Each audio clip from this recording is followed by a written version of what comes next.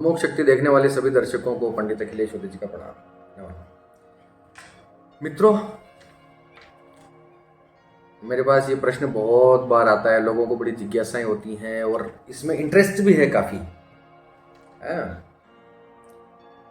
भूत प्रेत क्या होते हैं, पिशाच क्या होते हैं, डाकिनी शाकिनी, ये सब क्या है आखिरकार? भूत प्रेत मुख्य रूप से भूत प्रेत होते हैं कि नहीं होते हैं, क्या होते हैं, होते हैं तो किस प्रकार से असर करते हैं कि असर नहीं करते हैं, ये सब कुछ पे बात करेंगे। मेरे कोई अनुभव हो तो भी मुझसे पूछे गए, मेरे पास मेल आते हैं, मुझे व्हाट्सएप पे भी मुझसे पूछा जाता है कि भूत प्रेतों के बारे में आपका क्या कहना है और आपके साथ कोई अनुभव हो तो बताइए। भूत प्रेत, देखिए भूत का मतलब क्या होता है? भूत का मतलब होता है पास्ट, जो बीत गया, भूतकाल। ठीक, यानी जो बीत चुका है वो भूत। फिर इसका एक अर्थ और होता है कि स्थिति में हो जाना। भूत का मतलब किसी पर्टिकुलर स्थिति में हो जाना है। मैं समझाता हूं। कई बार आपने सुना होगा कि भस्मीभूत हो जाना, ब्रह्मीभूत हो जाना, जलीभूत हो जाना, अर्थात जल बन गया, भस्म बन जाना, भस्मीभूत हो जाना, भस्म बन जाना, बन जाना, हो जाना, इसका अर्थ होता है भूत। फिर एक तीसरा अर्थ जो हम सामान्य अर्थों में हम जो लोक परंपरा में जो शामिल है, भूत का मतलब भूत प्रेत या कोई आत्मा वात्मा ऐसा कुछ, ठीक है, ये भूत।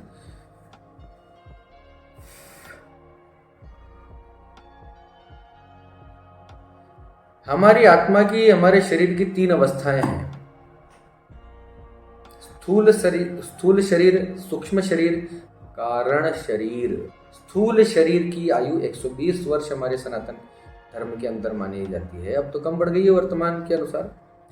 स्थूल शरीर यानी जो हम ये फिजिकल बॉडी जो हम देख रहे हैं, ये स्थूल शरीर। सूक्ष्म शरीर जो वो है, जब आत्मा इस शरीर से निकल जाती है, कहीं और जा नहीं पाती, वो सूक्ष्म शरीर।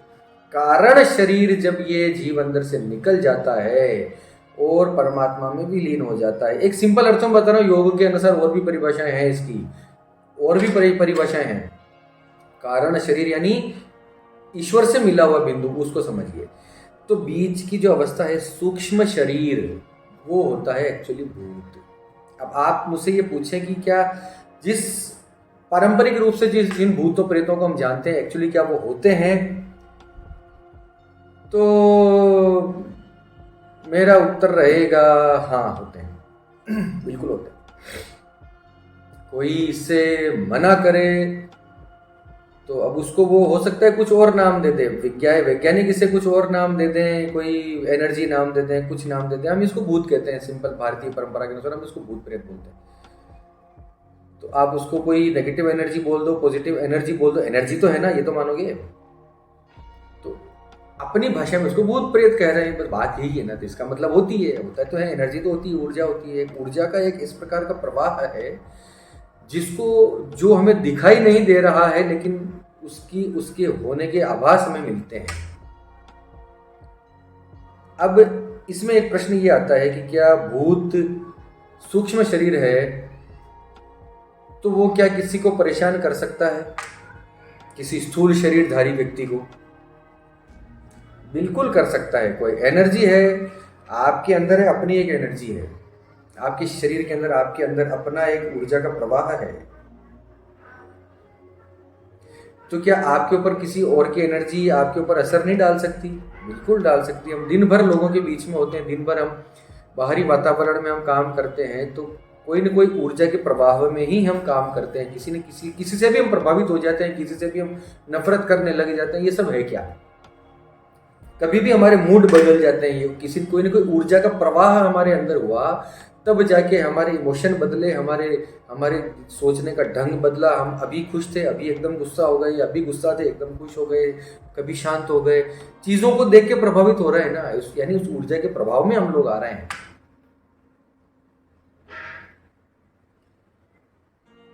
तो मान के चलिए कि सूक्ष्म शरीर रूपी जो अस्तित्व है, जो एंटिटी है, वो आप पे असर डालती है। यानी भूत, प्रेत, पिशाच, डाकिनी, शाकिनी, नाम कुछ भी दे दो, वो होते हैं, असर करते हैं, बिल्कुल करते हैं।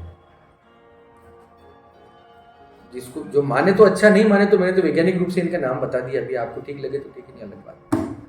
अब भूत एक्चुअली कैसे बनते हैं, भूत और प्रेत में क्या अंतर है? भूत का मतलब तो पास्ट, जो निकल गया, यानी जिसने अपना सूक्ष्म शरीर खो दिया है, सूक्ष्म शरीर सॉरी, जिसने अपना स्थूल शरीर खो दिया है, स्थूल शरीर उसका पुरानी बात होगी, पिछली बात होगी, वो भूत। प्रेत वो होता है जो भटकता है एक्चुअली। भूत से अधिक अगर इसकी हमारे तंत्र की, साहित्य की भाषा में बात करें तो प्रेत जो है अधिक शक्तिशाली एंटिटी है। भूत इतने शक्तिशाली नहीं होते हैं जितने प्रेत होते हैं। ऐसा कहते हैं कि जब किसी की मृत्यु हो जाती है तो उसके 3 दिन तक उसका प्रेत उसके आसपास ही, उस शरीर के और उस परिवार के आसपास ही मंडराता रहता है, वो जाता नहीं कहीं। वो प्रेत उस वक्त वो प्रेत रूप में होता है, यानी उसकी अभी यहाँ से पूर्ण विदाई नहीं हुई है। जब उसका तीसरा कर्म हो जाता है, तीसरा कर्म जो वहाँ शमशान में जाकर जो होता है हंडिया लेके, उसमें कुछ प्रोसेस होते हैं, प्रोसेसेस होते हैं, वो जब हो जाता है तो उसके बाद उस प्रेत को फिलहाल इस स्थान विशेष से उसको छुट्टी मिल जाती है, उससे मुक्ति मिलती है, वो आगे की यात्रा के लिए चल पड़ता है।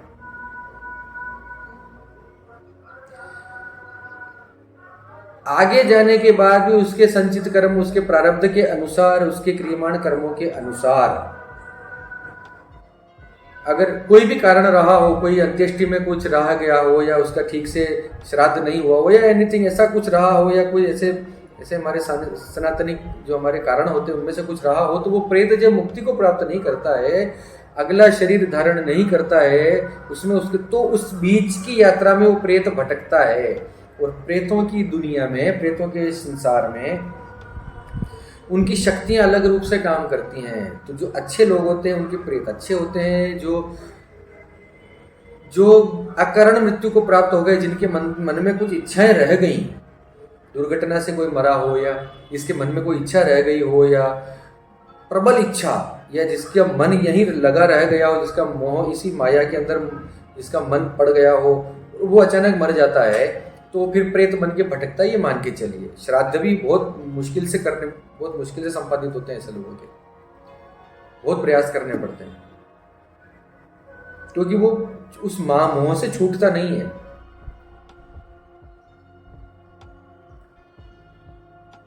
आपने एक बात देखी होगी कि जब हम छोटे होते हैं तो हमारी इच्छाएं बड़ी प्रबल होती हैं, जिद करते हैं, छोटे बच्चे जिद ज़्यादा करते हैं, उनका ज़्यादा मोह में, माया में, इनमें ज़्यादा उनका जो है स्वभाव होता है। फिर बड़े होते हैं और ज़्यादा हम भौतिक चीज़ों के प्रति और अपनी इच्छाओं के प्रति हम काम करते हैं, उनके प्रति लगाव हमारा होता है, आसक्तियाँ होती हैं। फिर एक समय ऐसा भी आता है 40, 45, 50, 55 के बाद, 40, 45 से 40 से लेके 50, 55 के बीच में एक समय ऐसा आता है जब इंसान को वैराग्य सूझता है, वानप्रस्थ इस प्रकार से उसके दिमाग की उसकी संरचना होने लग जाती है, वैसा सोचने लगता है क्या रखा है, सब मोह माया है, क्या करना है, अच्छे से रह लो, मानसिक शांति ही सब कुछ है, इस प्रकार की बातें वो करता है ना। फिर जब अंतिम अवस्था आती है, जब इंसान बूढ़ा हो जाता है, उसके सारे काम कंप्लीट हो जाते हैं, तब जाके वापस वो बच्चों की तरह व्यवहार करने लग जाता है। उसकी जिद, इस जीवन में उसका आसक्ति, इस भौतिक चीज़ों के प्रति, अपने बाल बच्चों में, अपने पोते पोती, नाते नातियों में, इन चीज़ों में उसका जो है इंटरेस्ट बढ़ने लग जाता है, इसमें आसक्तियाँ बढ़ने लग जाती हैं। इसलिए प्रेतों की जो ये प्रेतों की जो थ्योरी है, प्रेतों का जो थ्योरम है, ये इसी से निकला है। एक्चुअली मरते वक्त बहुत ही रेयर, बहुत ही दुर्लभ लोग ऐसे होते हैं जो मरते वक्त पूरे सुकून और शांति से मरते हैं, जिनके मन में कोई इच्छा नहीं होती, जिन्हें कोई मतलब नहीं होता कि मैं मर गया तो मेरा ये मुझे जलाएंगे कि कहीं चिलकवों को खिला दे, कोई फर्क नहीं पड़ता। इस प्रकार से सोचने वाले, मेरे बच्चों का क्या होगा, ऐसा सोचने वाले लोग बहुत कम होते हैं। क्या होगा जब आप ही नहीं हैं, तो आप स्वयं ही नहीं हैं, तो फिर वो आपके बच्चे भी कैसे रहे। ज्योतिष के अनुसार अलग बातें हैं, पितरों की और श्राद्ध की, और मैं श्राद्ध में इस प्रकार से बातें कर रहा हूँ, लेकिन वो पूरा एक थ्योरी, उस पर कभी विस्तार से बात करेंगे। बहुत बहुत बढ़िया टॉपिक पे बात चल रही है, हर चीज़ का जवाब दूंगा। मेरी बातों में कभी भी विरोधाभास नजर नहीं आएगा आपको कि आज तो ये बोल दिया और कल आपने वो बोल दिया था। नहीं, ऐसा नहीं होगा कभी भी। हर चीज़ का प्रमाण के साथ बात करूँगा। बात ये हो रही है कि प्रेत एक्चुअली प्रेत बहुत शक्तिशाली होते हैं, ये मान के चलिए, बहुत शक्तिशाली होते हैं, हमसे तो ज़्यादा होते हैं, असर डाल सकते हैं हमारे ऊपर। एक बात आप मानकर चलिए कि भूतों का, प्रेतों का अस्तित्व दुनिया के सभी धर्मों में है। तो इसका मतलब ये तो आप नहीं कह सकते कि सिर्फ ये हिंदू धर्म के कपोल कल्पनाएं हैं या ढोंगे या पाखंड है। सभी धर्मों में प्रेत होते हैं, भूत होते हैं। किसी को जिन्नात नाम दिया जाता है, किसी को गोश्त दिया जाता है, किसी को स्पिरिट्स दिया जाता है, वो अलग अलग चीज़ें, बहुत सारी अलग अलग बातें हैं। तो हर धर्म में इनका उल्लेख है, पौराणिक रूप से भी है, और अभी भी इसके जो है प्रभाव हमें देखने को मिलते हैं। प्रेत लोक होता है, उस लोक के अंदर बसते हैं जो जिनकी आत्मा भटकती है, वो प्रेत लोक में जाते हैं। उसके बाद, उससे मुक्ति पाने के बाद जो पितरों का रूप धारण कर लेते हैं, वो पितर हमारे कहलाते हैं, हमारे पितृ कहलाते हैं। इस पर मैं आराम से बात करूंगा, गरुड़ पुराण में बहुत सारी बातें लिखी है। तो पितर जो होते हैं, हमारे पितृ जो होते हैं, वो एक्चुअली हमारे लिए शुभ फलदायक होते हैं। ये मान के चलिएगा, मैं इसको अंडरलाइन कर लीजिए इस बात को कि हमारे पितर ऑलवेज हमारे लिए शुभ फलदायक ही होते हैं। अब जिनके पितृ दोष होता है, जिनके पितरों की समस्याएं घर में होती हैं, इसका मतलब ये है कि समस्याएं आपको नहीं हो रही है, एक्चुअली समस्या में वो हैं, उनका काम ठीक से नहीं हुआ तो वो खुद दुखी हैं। तो उस दुख की, उस अवसाद की, उस निराशा की जो नेगेटिव एनर्जी है, वो उसके आपके ऊपर असर कर रही है। क्यों? क्योंकि आपकी जो है, आपकी जन्म बेल जुड़ी हुई है, आप एक ही कुटुंब से हैं, कुल से हैं। मेरी बातें समझ में आ रही हैं आपको तो बहुत खुशी की बात है, समझिएगा ध्यान से। पितर की बात बीच में आगे चले, प्रेत की बात कर रहे थे हम वापस।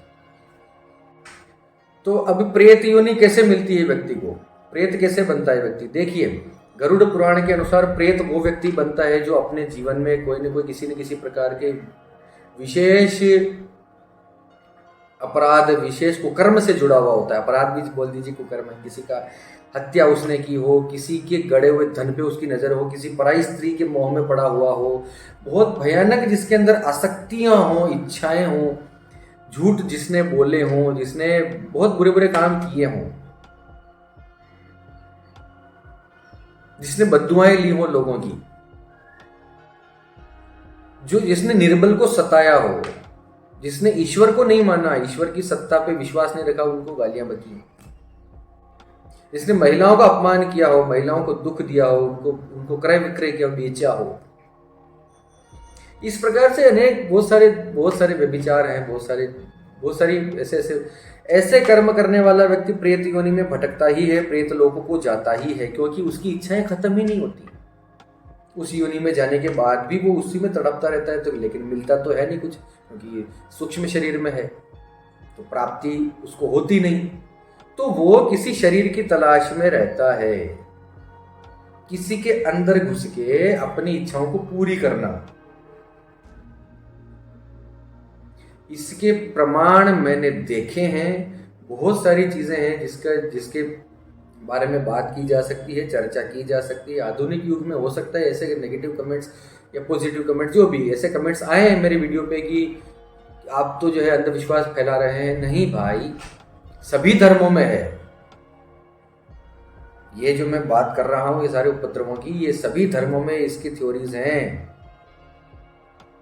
अगर हम पिछड़े हुए हैं तो फिर सभी, पूरी दुनिया पिछड़ी हुई है। मैं पागल तो पूरी दुनिया पागल खाना। कुछ तो होगा जिसका जवाब, जहां साइंस नहीं पहुंच सकती वहां अध्यात्म शुरू होता है, आपको पता होना चाहिए। जिसका जवाब हमारे पास नहीं होता, जो चीज समझ में नहीं आती, उसको नकारा नहीं जाता। एरोप्लेन उड़ रहा है तो उसके सूक्ष्म से सूक्ष्म कहां से चल रहा है, कैसे, वो आपको तो लगता है पायलट उड़ा रहा है, एक्चुअली पायलट उड़ा रहा होता है क्या उसे? कितनी सारी मशीनरी होती है उसके अंदर, रॉकेट साइंस में कितनी सारी चीजें होती है, रॉकेट उड़ता है तब जाके। ऐसा थोड़ी कि बत्ती लगाई और ये रॉकेट उड़ गया, इतना आसान नहीं है।